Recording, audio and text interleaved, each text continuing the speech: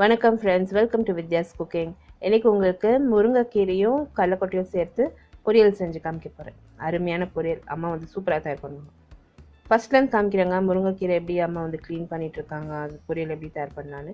இந்த முருங்கைக்கீரை எப்போவுமே வந்து December end and summer season summer season ரொம்ப நல்லாயிருக்கும்.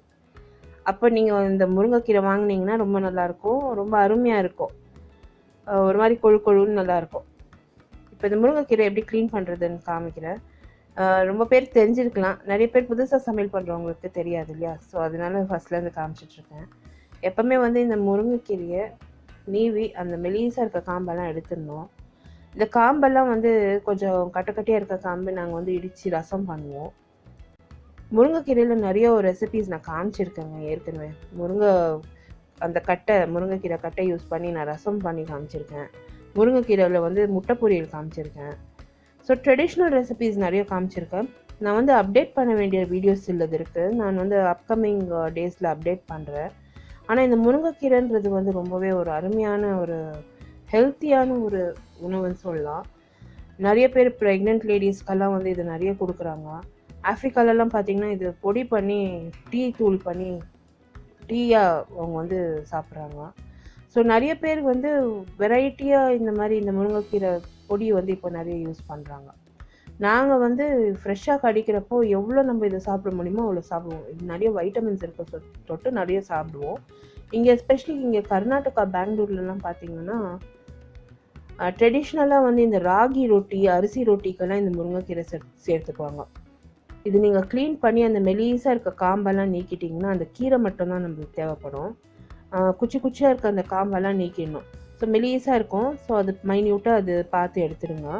வெறும் இலை மட்டும் யூஸ் பண்ணுங்கள். இந்த இலை வந்து நீங்கள் ஆஞ்சி வச்சுட்டிங்கன்னா ஒரு பேக்கில் போட்டு ஃப்ரிட்ஜில் வச்சுக்கலாம். இல்லைனா ஒரு பேப்பர் பேக்கில் போட்டு ஃப்ரிட்ஜில் வச்சு நிறைய ரெசிபீஸ்க்கு யூஸ் பண்ணலாம். ஸோ ரொம்ப அருமையாக இருக்கும். அந்த பூ கூட நாங்கள் விட மாட்டோம். பூ கடிச்சா கூட நாங்கள் வந்து நிறைய பொரியல் எல்லாம் தயார் பண்ணுவோம். இந்த ரெசிபிக்கு தேவையான பொருட்கள் எல்லாம் நான் ரெடி பண்ணி வச்சுருக்கேன். இந்த முருங்கைக்கீரை நல்லா ஆஞ்சதும் ஒரு 2லேருந்து 3 முறை நல்லா கழுவி எடுத்து ரெடி பண்ணி வச்சுருக்கேன். நிறைய ரெசிபீஸ் வந்து அப்கமிங் வீடியோஸில் உங்களுக்கு நான் போட்டு காமிக்கிறேன். முருங்கைக்கீரை வந்து இங்கே ரொம்ப ஃபேமஸ். பெங்களூர், சவுத் இந்தியாவில் எஸ்பெஷலி நிறைய ஃபேமஸ். ஸோ இப்போ பார்த்தீங்கன்னா இது ஒரு 2.5 கப் அளவுக்கு முருங்கைக்கீரை இருக்கும். நல்லா கழுவி நல்லா அந்த தண்ணியெல்லாம் வடிய விட்டுட்டு எடுத்து ஒரு பிளேட்டில் வச்சுருக்கோம்.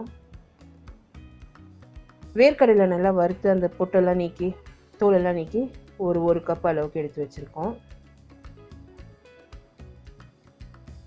நிறைய வேர்க்கடலை தேவைப்படும் இந்த ரெசிபிக்கு.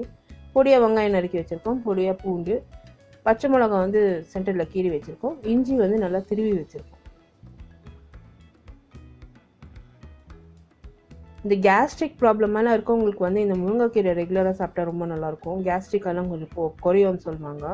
அந்த வயிறு உப்பசமாக இருக்கிறவங்களுக்கு வந்து அந்த மாதிரி சாப்பிட்டாக்கா நல்லாயிருக்கும். இப்போ பார்த்தீங்கன்னா நான் வந்து ஒரு ப்ரெஷர் குக்கர் வச்சுருக்கேன். நல்லா கனமாக இருக்கும்.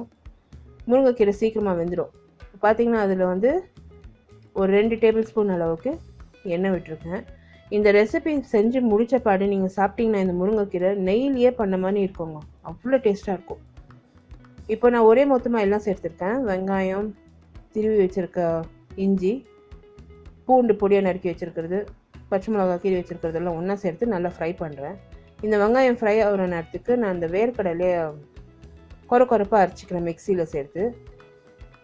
வேர்க்கடலை ஏற்கனவே நல்லா வறுத்து அந்த தோலெல்லாம் நீக்கி எடுத்து ஒரு டப்பாவில் போட்டு வச்சுக்கோங்க. எப்போ தேவைப்படுதோ அப்போ இந்த மாதிரி ரெசிபீஸ்க்கு உங்களுக்கு பண்ணுறதுக்கு ஈஸியாக இருக்கும்.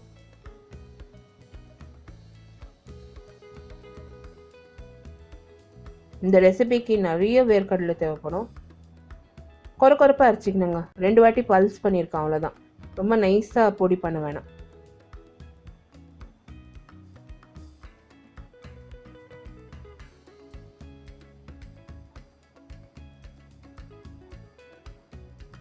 இப்போ இங்கே பார்த்தீங்கன்னா இந்த வெங்காயம் நல்லா ஃப்ரை ஆகிருக்கு.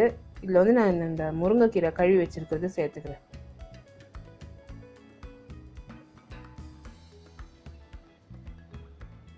இந்த ரெசிபியின் டீட்டெயில் பார்த்தீங்கன்னா என்னோட பிளாகில் இருக்கும். பிளாக் லிங்க் வந்து description box below this video இருக்கும். I card about this video நீங்கள் கிளிக் பண்ணால் கூட என்னோட பிளாகுக்கு டைரக்ட் ஆகும். ஃபார் ரெகுலர் அப்டேட்ஸ் வந்து என்ன இன்ஸ்டாகிராம், ஃபேஸ்புக் அண்ட் ட்விட்டரில் லைக் பண்ணி ஃபாலோ பண்ணுங்கள். எல்லா links to my social media கூட description box below this video இருக்கும். The same recipes are also posted in YouTube English. YouTube English link கூட description box below this video post பண்ணுறேன். முருங்கைக்கீரை சேர்த்ததும் நல்லா ஃப்ரை பண்ண போகிறோங்க. ஒரு 1/4 கப்பு தண்ணி விட்டு இது நல்லா வாடுற வரைக்கும் விட போகிறேன். இந்த முருங்கைக்கீரை நல்லா வேகணும். ஸோ வந்து ஒரு 1/4 கப்பு தண்ணி விடுறேன். இப்போ நான் வந்து இதில் உப்பு சேர்க்கல. தண்ணி விட்டு இந்த முருங்கைக்கீரை நல்லா வேகிறதுக்கு விட போகிறோம் மூடி போட்டு. அதுக்கு பிறகு வந்து இந்த கீரை கொஞ்சம் நல்லா அடங்கி வாடி வந்த பிற்பாடு எவ்வளோ தேவைப்படுதோ அப்போது அவ்வளோ உப்பு சேர்த்துக்கிறேன். இப்போவே நான் உப்பு சேர்த்தேன்னா நிறைய சேர்த்துடுவேன். ஸோ பார்த்து நான் சேர்த்துக்க போகிறேன்.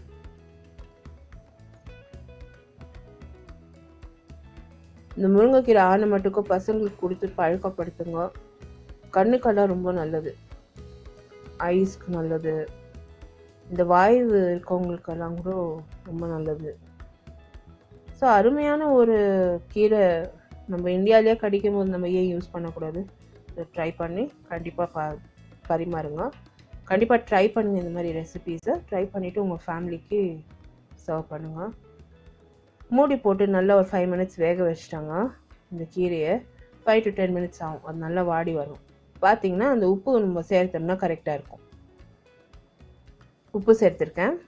இந்த கீரையை நல்லா ஃப்ரை பண்ணிடுறேன். தண்ணி நிறைய இருக்கும். ஸோ வந்து ஹை ஃப்ளேமில் வச்சு அந்த தண்ணியை நல்லா வத்துறதுக்கு விடணும். கீரை வெந்து போச்சு. அந்த தண்ணி தான், கீரை வெந்து போச்சு, அந்த தண்ணி தான் வற்றணும். ஸோ அது கொஞ்சம் ஹை ஃப்ளேமில் வச்சு நீங்கள் வற்ற விட்டுடுங்க.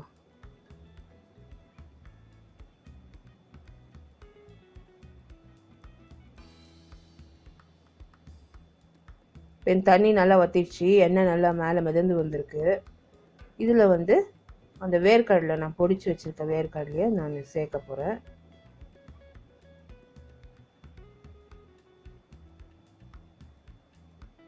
இப்போ இந்த கடலக்காத்தூளை சேர்த்துக்கலாம். சேர்த்து நல்லா மிக்ஸ் பண்ணிடலாம். இது ஒரு 5 மினிட்ஸ் ஃப்ரை பண்ணால் போதும். இந்த பொரியல் ஃப்ரை பண்ணி எடுத்து நீங்கள் சாதத்தில் போட்டு நல்லா சூடு சாதத்தில் போட்டு பிசைஞ்சு சாப்பிட்டிங்கன்னா நெய்யில் செஞ்ச கீரை மாதிரியே இருக்கும். அவ்வளோ அருமையாக இருக்கும். இந்த கூழ் ஊற்றுறப்பெல்லாம் கூட இந்த கீரை பண்ணுவாங்க எங்கள் வீட்டில். ரொம்ப நல்லாயிருக்கும். ஒரு ஃபுல் பவுல் பத்தாது எங்களுக்கு. ஸோ ஆஸ் சில்ட்ரன் வந்து அந்த கூழ் சாப்பிட்டுட்டு இந்த கீரை சாப்பிட்றப்போ ரொம்ப அருமையாக இருக்கும். ஒரு மாதிரி நல்ல டேஸ்ட்டாக இருக்கும். இப்போ பார்த்தீங்கன்னா அந்த வேர்க்கடலை ஒரு கடலக்காய் நல்லா பொடி பண்ணதை சேர்த்துருக்கேன். நல்லா ஒரு 5 மினிட்ஸ் ஃப்ரை பண்ண விட்டுட்டேங்க. அருமையாக இந்த கீரை பொரியல் வந்து ரெடி ஆயிடுச்சு. இந்த கீரை பொரியல் ரெடி ஆயிடுச்சுங்க. சுட சுட எடுத்து சாதம், சாம்பார், ரசமோட பரிமாறியிருக்கேன். ரொம்பவே ஒரு அருமையான கீரை பொரியல் ரெடி ஆயிருக்கு. இந்த வீடியோ ரெசிபி நீங்கள் பார்த்து என்ஜாய் பண்ணிங்கன்னா எனக்கு ஒரு தம்ஸ் அப் கொடுத்து சப்ஸ்கிரைப் பண்ணுங்கள். கண்டிப்பாக ட்ரை பண்ணிவிட்டு உங்களோட காமெண்ட்ஸ் எல்லாம் போஸ்ட் பண்ணுங்கள்.